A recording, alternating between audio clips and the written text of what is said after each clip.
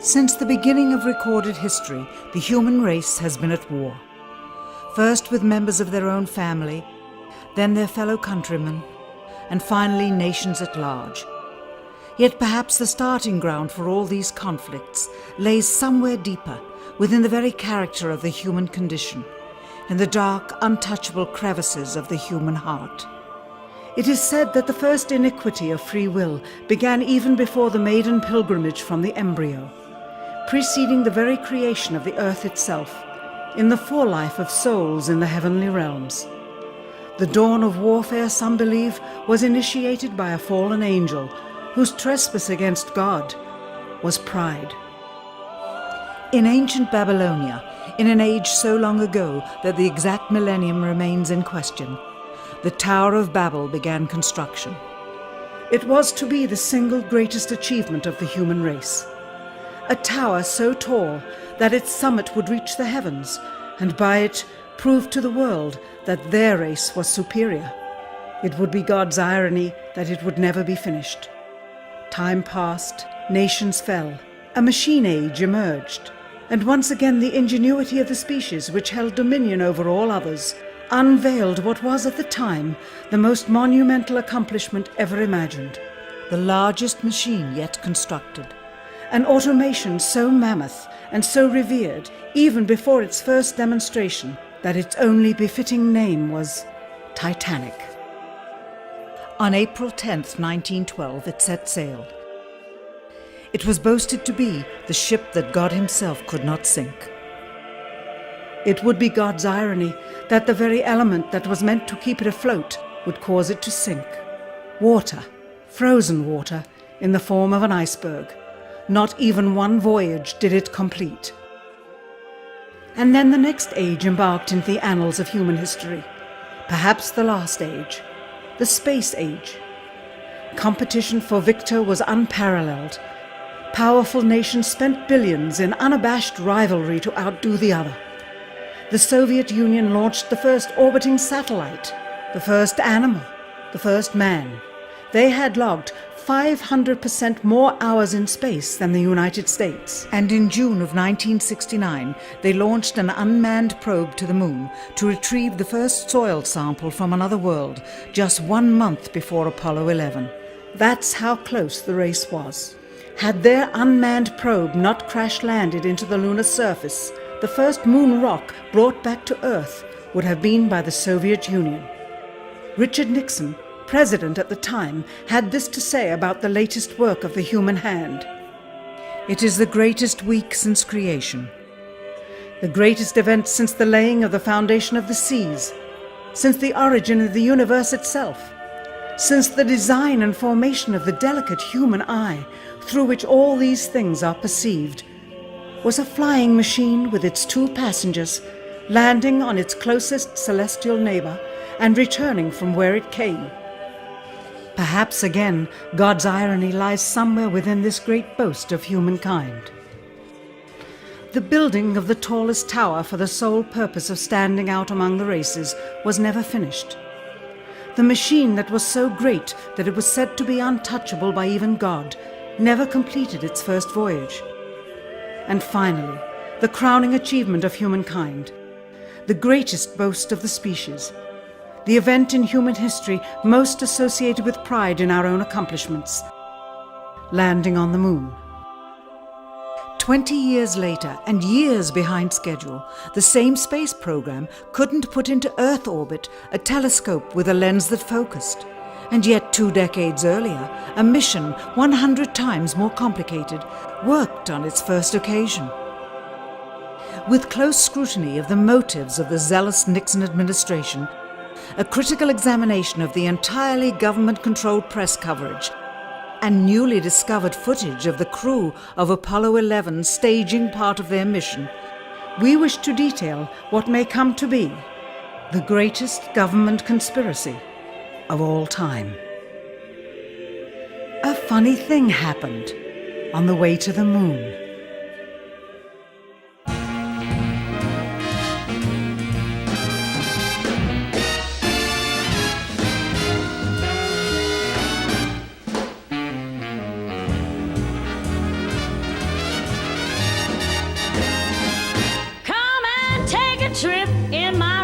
ship. We'll have a lovely afternoon, kiss the world goodbye, and away we'll fly. Destination moon. We'll travel fast as a light till we're out of sight. The earth will be like a toy balloon. What a thrill you'll get riding on my jet. A destination moon. We'll go up, up, up, up, straight to the moon we two. High in the starry blue. I'll be out of this world with you. So away we'll steal in my space mobile, a supersonic, a honeymoon. Leave your cares below, pull the switch, let's go. A destination moon.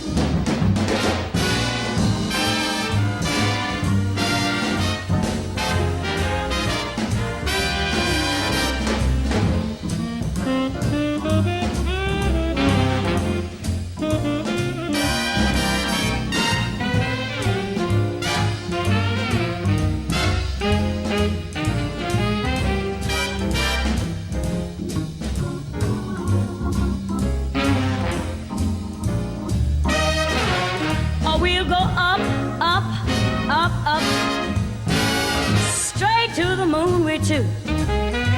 We'll be high in the starry blue. I'll be out of this world with you. So away we'll steal in my jetmobile, a supersonic, a honeymoon. Leave your cares below, pull that switch, let's go. Destination. We're flying high up in the sky. Destination moon.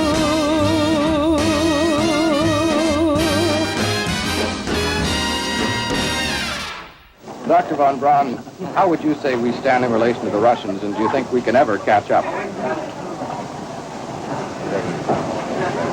I'm convinced that in the space field, the Russians are ahead of us, particularly in large weightlifting capability.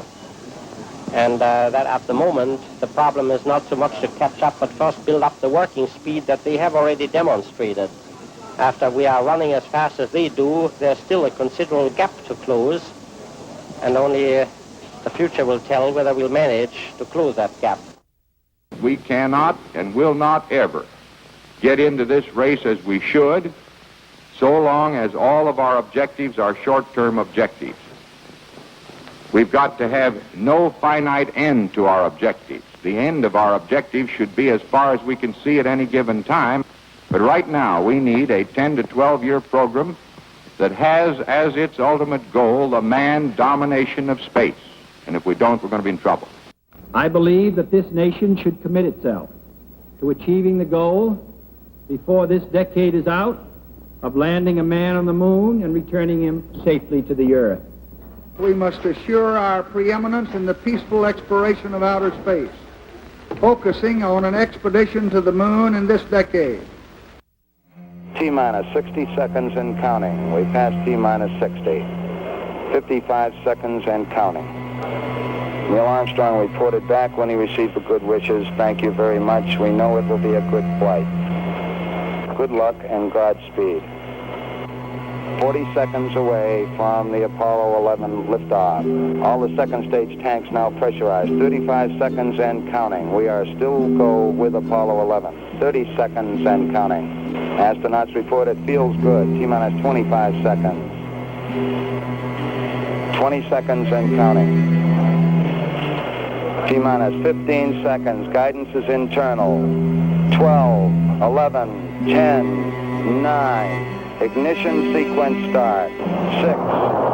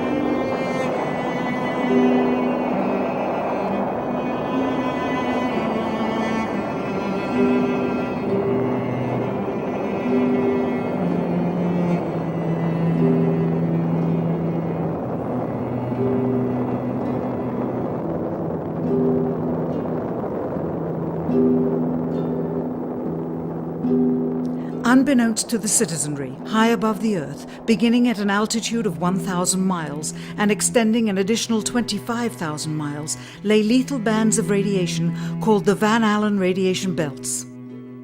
Every space mission in history with humans on board, from both the United States and Soviet Union, from the first in 1961 to the present, has been well below this deadly radiation field. Mercury, Gemini, Soyuz, Skylab, the Space Shuttle, all maintained altitudes well below 1,000 miles. All except Apollo. The more experienced Soviets spent 100 hours in space for every 20 hours of the US. In order to survive the hour-and-a-half journey through this radiation field necessary to reach the moon and return, solid lead shielding between the astronauts and the exposure outside would be required. The mammoth Saturn V rocket used by Apollo was already 35 stories tall and weighed as much as a battleship. To add additional tonnage in the form of a lead barrier completely surrounding the crew members would have made it impossible for the vehicle to get off the ground. That is why the Soviets, though more advanced, only sent an unmanned probe to the moon.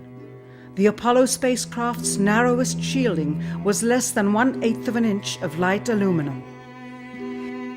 In 1998, the Space Shuttle flew to an altitude of 350 miles, one of its highest altitudes ever, hundreds of miles below the beginning of a field of radiation that was so severe that the astronauts inside of their shielded spacecraft and inside of their shielded spacesuits saw flashes of light with their eyes shut that they described as shooting stars, due to radiation penetrating first the shuttle's shielding, then their spacesuit shielding, then their skulls, and finally the retinas of their closed eyes. As a result, CNN issued the following report noting NASA's unpredicted surprise. The radiation belt surrounding Earth may be more dangerous for spacewalking astronauts than previously believed. Scientists say the phenomena known as the Van Allen belts can spawn killer electrons when the Earth's magnetic field changes. These electrons that are being studied could have an important effect, not only on satellites, which has happened in the past, but could also affect the astronauts by creating large doses of radiation that could influence their health. The electrons can penetrate through various materials, including spacesuits, and can pass through, in fact, the walls of the space station, and can create high charges deep inside of these objects. President Kennedy, a man of political, not scientific background, set the irrevocable goal of landing a man on the moon by the end of the 1960s, just days after America's first astronaut had spent a mere 16 minutes in space, not even achieving a single orbit around the Earth. We choose to go to the moon in this decade and do the other things, not because they are easy, but because they are hard. We take an additional risk by making it in full view of the world. But as shown by the feat of astronaut Shepard, this very risk enhances our stature when we are successful. The technology necessary to launch the massive Saturn V rocket and an intercontinental ballistic missile is 95% similar. When the Soviet Union launched mankind's first satellite, Sputnik, in 1957, there was grave concern that they had mastered space ahead of the United States and might use this advantage to launch a first nuclear strike from an orbit high above North America. When they also put the first animal in space, then the first man in space, then achieved the first spacewalk, the first crew of 3, and the first ever of 2 simultaneously orbiting spacecrafts, concern turned to fear and then horror as America watched their communist enemy achieve all these firsts with no hope in sight of ever catching up. President, a member of Congress said today that he was tired of seeing the United States second to Russia in the space field. I suppose he speaks for a lot of others. What is the prospect that we will catch up with Russia and perhaps surpass Russia in this field? However tired anybody may be, and no one is more tired than I am, it is a fact that it's going to take some time, and I think we have to recognize it. They secured these large boosters which have led to their being first in Sputnik and led to their first putting their man in space. We are, I hope, going to be able to carry out our efforts with due regard to the problem of the life of the man involved this year. But we are behind. If it was impossible to better the Soviets in the space race, which was really a race of technological armaments, what could be done? How could America offset the threat of superior weaponry? Throughout the history of rivalry and war, astute generals of lesser armies than their counterparts have used deceit and misinformation as a method to achieve victory. In World War II, for example, columns of inflatable tanks were placed at locations afar from Normandy to draw German forces away from the real location of invasion. The Star Wars missile defense program rigged tests to make it seem more advanced than it really was. That's the conclusion of the General Accounting Office. The aim was to fool the Soviet Union about US military readiness during the Cold War.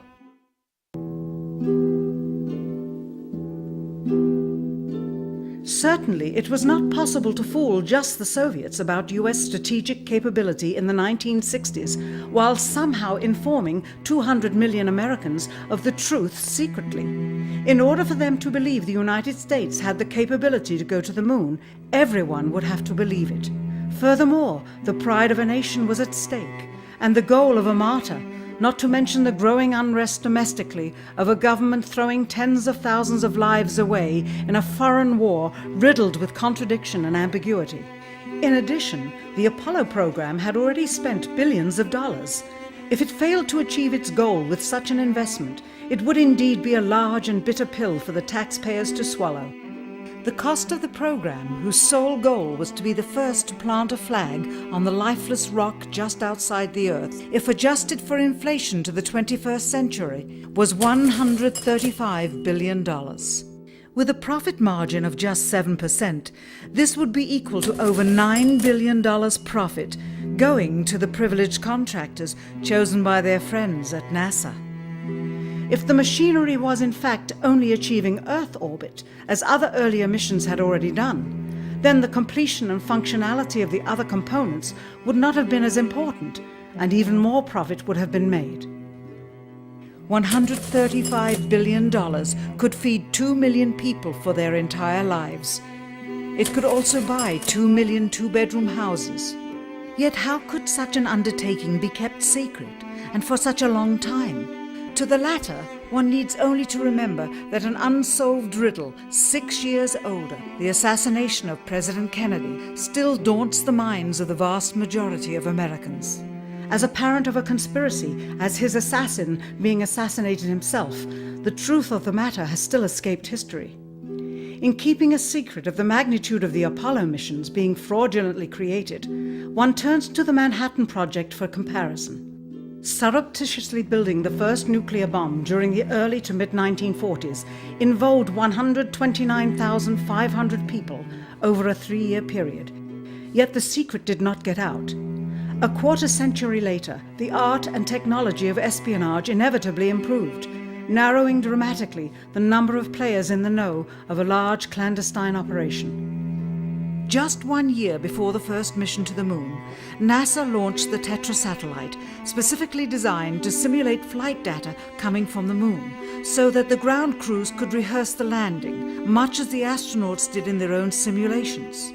Had it not supposedly fallen back to Earth, all that would have been needed during the actual flight would be a repeat of one of these computer programs, with a few original variations, transmitted to the satellite for rebroadcast to Houston. Scores of computers and their deceived operators on the ground would then receive prearranged information, including the alleged location, altitude, and fuel consumption of the spacecraft, as if it were descending to the moon's surface. If the Soviets tried to find the actual location of an Apollo crew in the hundreds of thousands of miles surrounding the Earth and the moon, it would be tantamount to trying to find a rowboat in the Atlantic Ocean. The fact that the Apollo program was so departmentalized, with various construction and test sites around the country, meant that only a few people saw the whole picture. And for the first time ever, there was no independent press coverage of such an historical event. Whatever pictures and sound were distributed to the public were strictly controlled and previewed by the federal government. They were then disseminated unchecked until this hour. For who would realize that the unthinkable was not only possible, but absolutely true?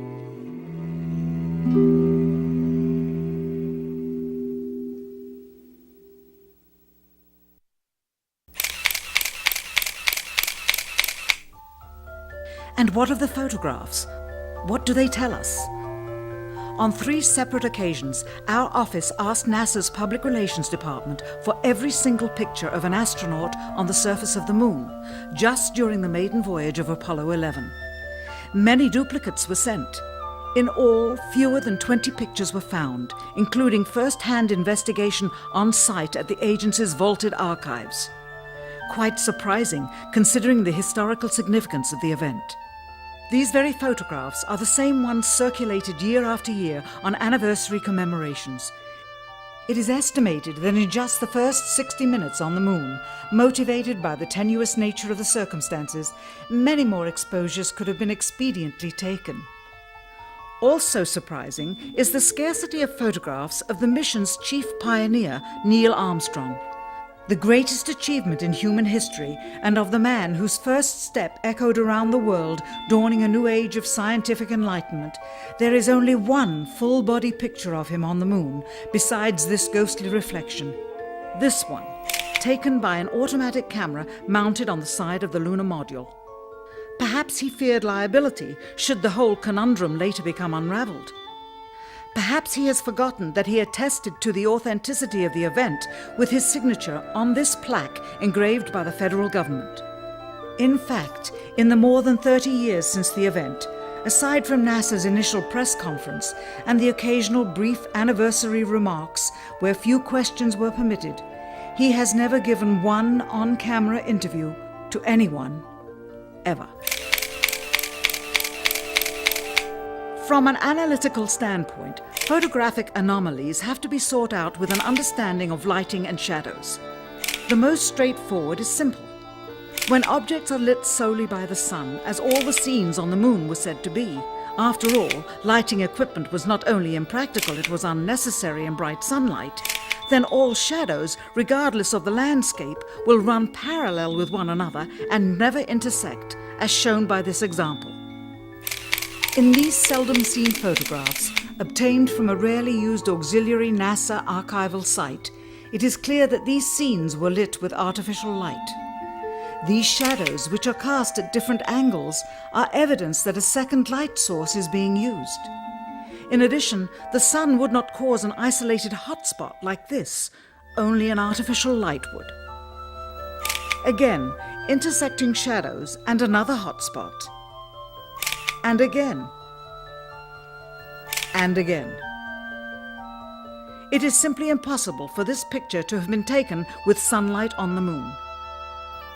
Here, the shadows are shown to be as black as pitch. And yet here, completely in a shadow, the astronaut is lit up like a Christmas tree. How can this be? Or this, on the shadow side of the lunar module. In this magnification of an Apollo photograph, a rock, very likely a papier-mâché prop because of the crease here, is categorized with the letter C. In later releases of the same picture, the letter is gone, probably airbrushed out. Here, a crosshair, which was burned directly into the image from the film plate, and thus should always appear on top of the objects in the photograph, appears behind the object in this scene, clearly revealing a composite of two pictures into one. Someone apparently forgot to create a burn crater underneath the lunar module's 10,000-pound thrust engine, despite the fact that during ground tests there was a real concern for the vehicle falling into the hole the engine created as it descended. Here is a depiction based on the latest specifications and scientific data. In these enlargements, it looks as though the lunar module was simply placed there. Not even one speck of moon dust on the landing pod. As a result, all subsequent flights had to have the same discrepancy, which was explained away by the effect of no atmosphere. And what about stars? On the moon, with no atmosphere, they must have been quite a sight to behold. Yet there is seldom any mention of them, if ever, by any of the astronauts on any of the missions. Undoubtedly, creating a mural with all the constellations properly placed in the sky would have been virtually impossible to create accurately, much less realistically. A competent amateur astronomer would have been able to call attention to the slightest error in measurement. The answer? Not to talk about the stars. Ever. In their post-flight press conference, it was the only question to which Neil Armstrong responded with an absence of memory. When you looked up at the sky, could you actually see the stars and the solar corona in spite of the glare?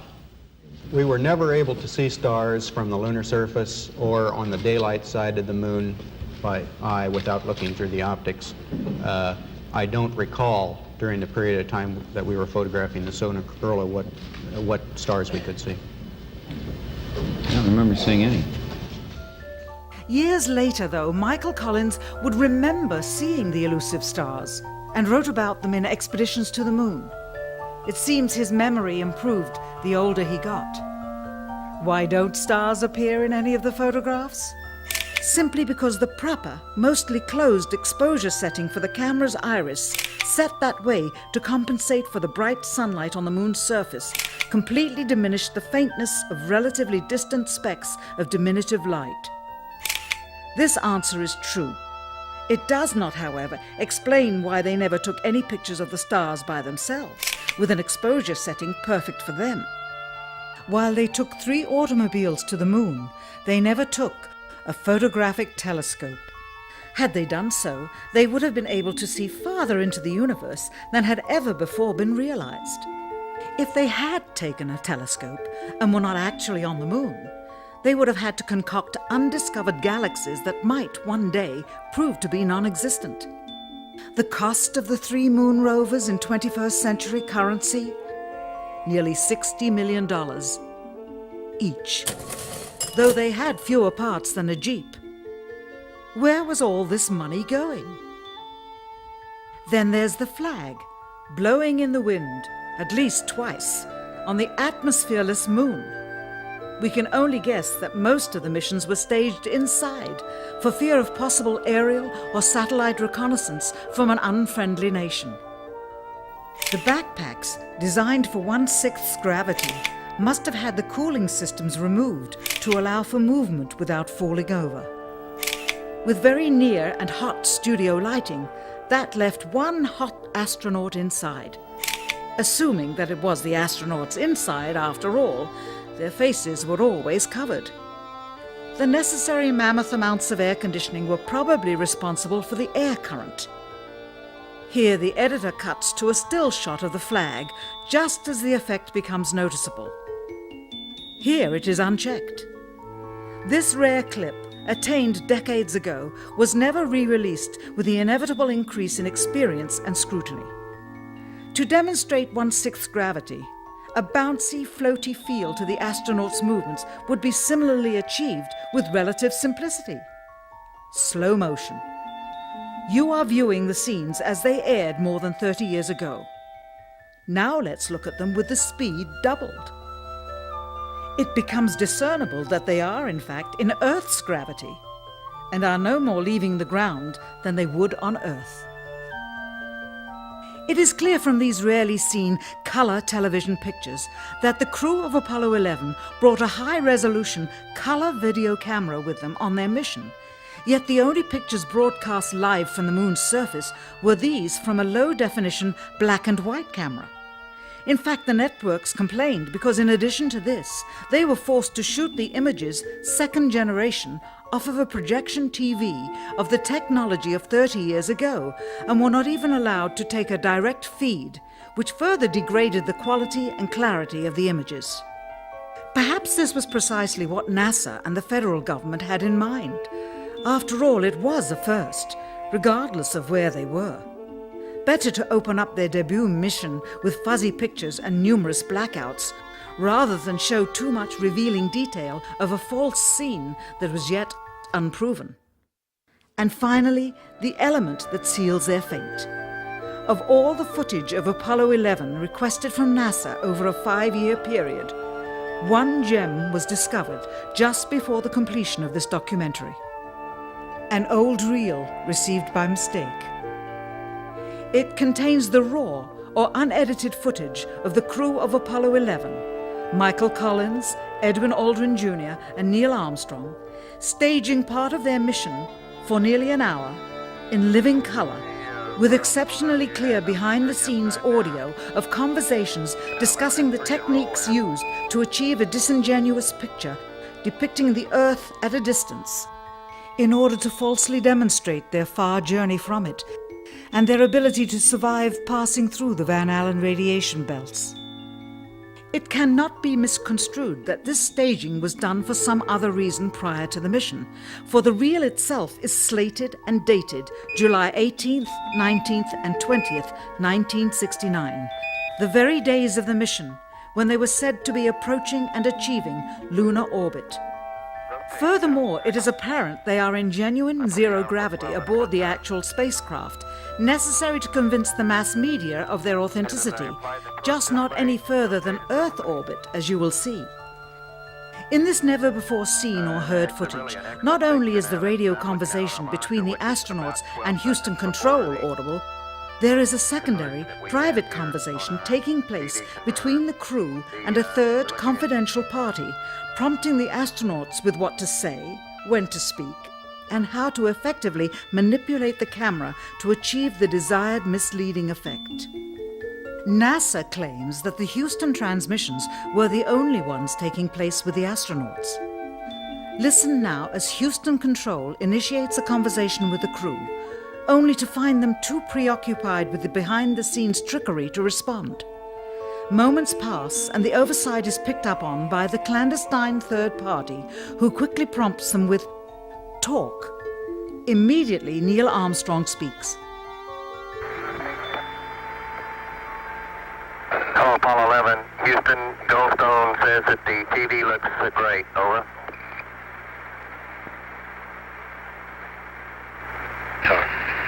Okay, Roger. We're mapping in on Earth. Again, the illusion they are attempting to create is the Earth at a distance to demonstrate their far journey from it and their ability to survive passing through the Van Allen radiation belts.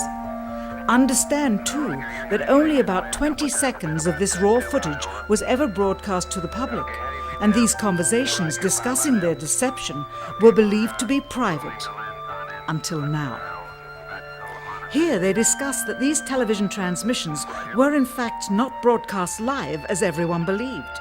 They were first screened and edited for playback later. Roger, Neil. We just wanted a narrative such that we can, when we get to playback, we can sort of correlate what we were seeing. Thank you very much.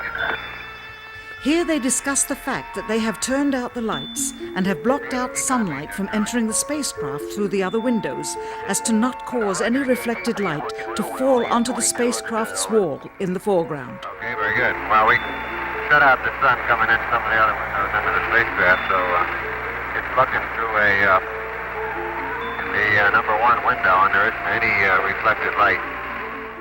The reason this was done is so that the truth of the matter would not be revealed. It is this. Though the federal government would have you believe that this is a view of Earth from a distance out of the spacecraft's window as it nears the moon, it is not.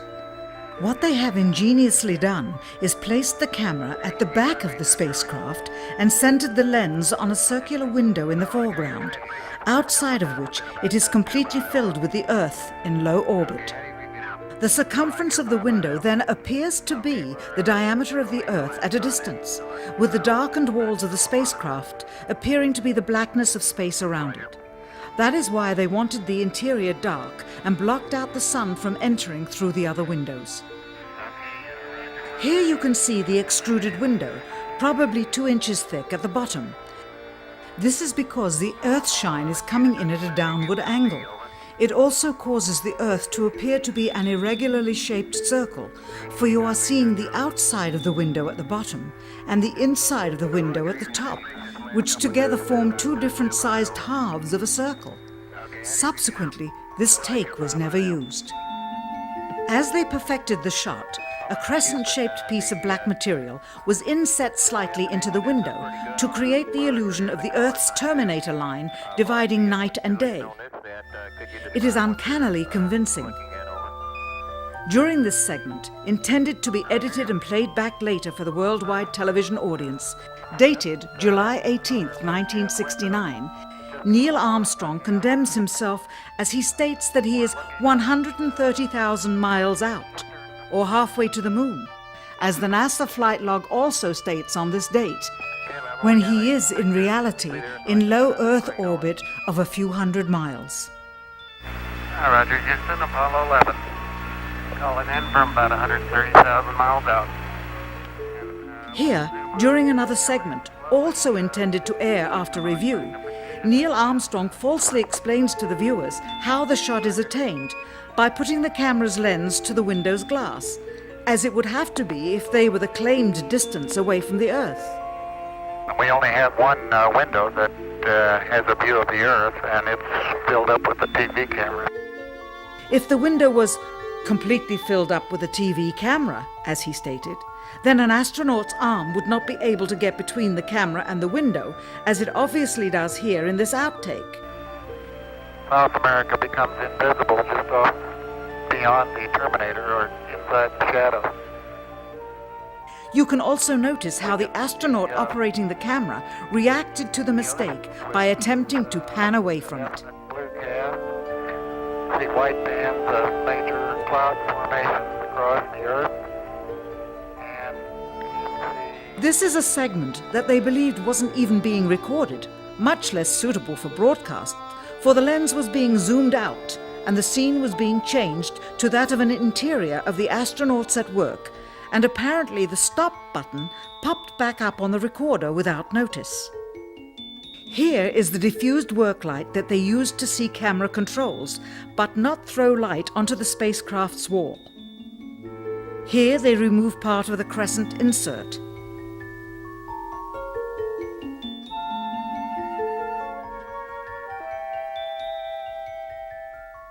Finally, the iris is opened up and you can see the real location of the camera and the very bright and near Earth out the window.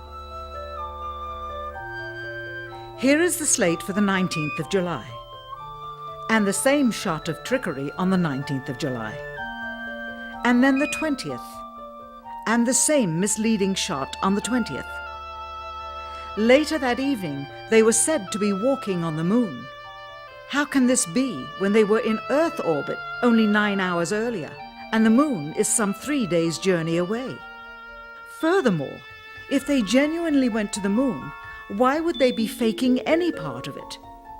Why this trickery with the window? By faking being halfway to the moon, it becomes apparent that they did so because they could not even go halfway. It thus confirms that the stumbling block to their success was the lethal radiation of the Van Allen radiation belts. Since the same equipment was used on the subsequent missions in the 40 months that followed, none of them could have gone to the moon. They only increased their proficiency at staging them. When some TV viewers of the second manned mission to the moon telephoned the networks complaining that reruns of I Love Lucy were being interrupted, it became clear that for the taxpayers, once was enough. But it wasn't enough for the government and contractors. Billions of dollars of pure profit went with each return. How coincidental that the following mission would have the element of life and death jeopardy. Apollo 13. Now the public would take going to the moon more seriously and be reconnected with the drama. We now realize that perhaps the reason Neil Armstrong has never given an on-camera interview is because he doesn't want to lie anymore. What threats may have been made upon such honorable men or their families to possess their reluctant cooperation and later ill feelings towards perpetuating this still darkened hour in American history. NASA's highest-ranking official, James Webb, resigned without explanation just days before the first Apollo mission. Why, when he was on the threshold of achieving the greatest accomplishment of his career? All 3 Apollo 11 astronauts also resigned shortly after their return. On the 25th anniversary of the event in 1994, Neil Armstrong made a rare public appearance and held back tears as he spoke these brief cryptic remarks before the next generation of taxpayers as they toured the White House. Today we have with us a group of students among America's best. To you we say, we have only completed a beginning. We leave you much that is undone.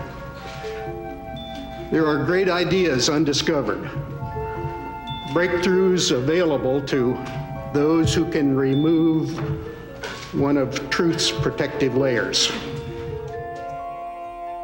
He is that layer. Perhaps someday soon, with the uncovering of this footage and its meaning, the true patriots of America will rise up or come forward and free the citizens and themselves from the sin that so easily entangles and from a federal government that needs to have the gangrene cut off.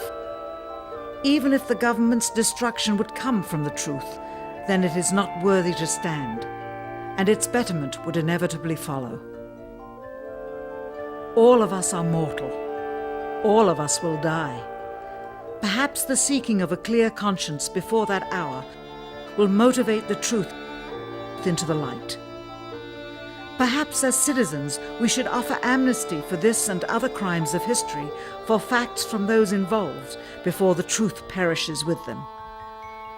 Why must we wait until the year 2017 to open the Kennedy assassination files? Perhaps they will not even be opened then, for the law that reluctantly stipulates their release says so with this clause, quote, with the exception of documents certified for continued postponement by the President. Whoever believes the citizens to be too immature for the truth are too immature for power. The truth will always set us free.